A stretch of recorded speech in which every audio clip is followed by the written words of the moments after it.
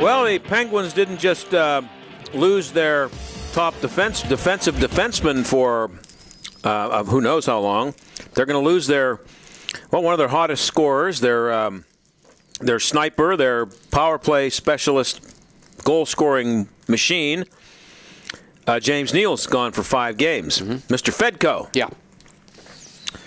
I am going, and I just wanted to get that out there in case people hadn't heard. He got the 5-game suspension everybody thought was coming.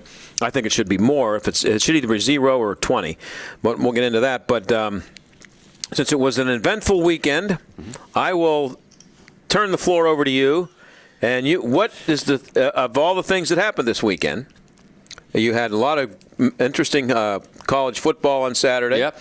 You had Pitt torturing everybody by taking a bowl bid to Detroit over Christmas. The day after Christmas. Is that really something? Yeah, we'll get into that. A win I for went the off players? on that last week. And then you had the Steeler game and the Penguins Saturday night, Steelers yesterday. I will let you start where you'd like to start. Well, what's the thing? First of all, what's the thing that got you riled up the most of everything that's happened over the weekend? Not riled up or, interested or however you want to put it. The most interesting thing is the one thing that I've been harping on all year, and I'll stand behind it, is the Steelers coaching. And I don't think this team is as bad as its personnel, although I do think that you have to really start. You can spend a lot of time on talk shows talking about, is this Colbert's fault? Is it Tomlin's fault? Is it a combination of the two? What is it? It is Tomlin's team. He's been here a long time now. Well, just let me stop you there for 1 second, because that is an argument that you hear all the time, or an argument or a discussion, debate, who's responsible. But they don't. When people talk about Mike Tomlin, they say he has 2 Super Bowl rings, or he has 1. He's been to 2 Super Bowls. Right. They don't say Kevin Colbert has 2 Super Bowls, 2 Super Bowl rings. They don't talk about that. So the coach gets the credit when they win.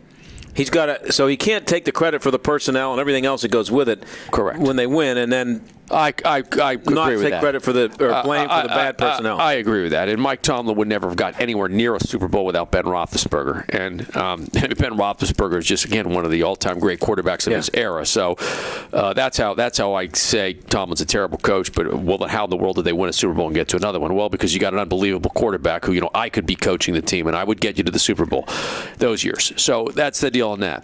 But I'm not going to so much go off on Tomlin as I'm going to go off on the guy that, again, I've been going off on all year, and I'll stand behind it. I think Tom Haley's a complete, utter joke.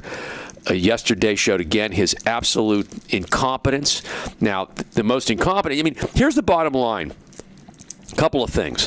When you look at You really have to start now dissecting from the top what's going on, or since the season is now officially a disaster. It's 5-8. They're not going to make the playoffs. So, and yesterday, to me, that loss falls because we can sit here and talk all we want how the players lost that game. I disagree with that. The coaching staff lost that game. That was an absolutely idiotic decision to go for it on 4th and 10. You had 2 timeouts and the 2-minute warning coming up. I don't care what your defense has done. In fact, they did stop them a couple of times in the 4th quarter, so don't tell me that they ran the ball down into the end zone every time. That is just such a stupid, idiotic call. And then he compounded the idiotic coaching maneuver by allowing a timeout to be called. The clock was already stopped. If they'd had just 1 timeout left, I think they'd have got themselves into field goal range and tied that game up if they wouldn't have given it up on a 4th down so the other team would get a field goal. You know what I'm saying?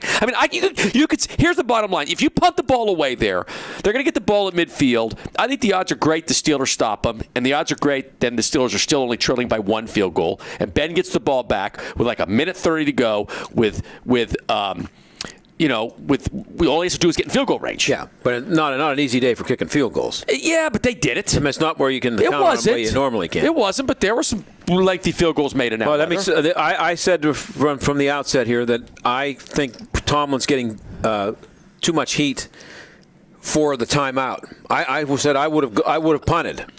Okay, but that's a different issue. I would have punted there. Right. But as I say that, I also understand that the defense was terrible, and you're punting the ball. You had a punt blocked, and you are punting from near your end zone in the snow. That's always a risky proposition. But as far as the timeout is concerned, I said that I don't necessarily blame a coach. Once you've made the decision to go for it on 4th and 10, to call a timeout and not treat it as just another play that we got to call in here on we need 10 yards. Where's our we need 10 yards play? I'll buy that. I'll buy that. This is its 4th in the season. Right. That's what it was. That's so once you've made the decision not to punt, right, which was an idiotic decision. Okay, but that's then it's you can debate that. compounded. I don't think it's bad. No, but I don't think it's. I don't think it's a bad thing to call the timeout once you've I don't think it's such a terrible thing to give up a timeout in exchange for some time to talk about what play we're going to call here on the play that's going to determine whether our season is over. You know what I'm saying? Like, you don't just, it just isn't another, well, we got 20 seconds, pick a play. You might want to have a discussion to change your mind. Maybe the coach talks you out of it. Maybe Ben Roethlisberger gives you an idea. You have a discussion about what play to call. I think that's a perfectly normal thing to do, and that's what he said after the game. He said, once we made the decision to go for it, he said, if we don't get the first down, the timeouts, none of those things matter. If we don't get the first down. That still goes back to him deciding to go for it anyway. And I don't know. I don't know if I'd have gone for it there or not. I never would have gone for it there. It's just I think I'd have punted there. I did say at the time I'd punt there. I tweeted it. It was a really poor decision. Normally, he's forced into making poor decisions because he's the coaching staff in general. I'm not going to blame Tom, but he's the head guy. They're so bad at clock management. Well, at that point of the game, I was actually saying, the clock management-wise, they're fine. They have 2 timeouts and the 2-minute warning, and then he went for it. But see, the thing for me is when he says, I can understand him saying, well, our defense wasn't doing a very good job of stopping him. That doesn't matter. It's football. Right. You have to give your defense a chance. Yeah, you can't assume that your defense isn't going to. You have to assume that your defense is going to stop. That's the situation. It was an idiotic statement in the post-game conference. That was so stupid of him to think that, because this wasn't Pitt and Duke. This wasn't a 55-51 game. This wasn't one of these pinball games you see sometimes where the other defense couldn't stop. The Steelers were stopping Miami. They were stopping them. Once in a while. They were stopping them once in a while. I mean, you'd see a couple of big plays, the 48-yard run, the 55-yard run, but you'd also see some 3-and-outs. I mean, it wasn't like they were unstopped, like they couldn't figure out how to stop them.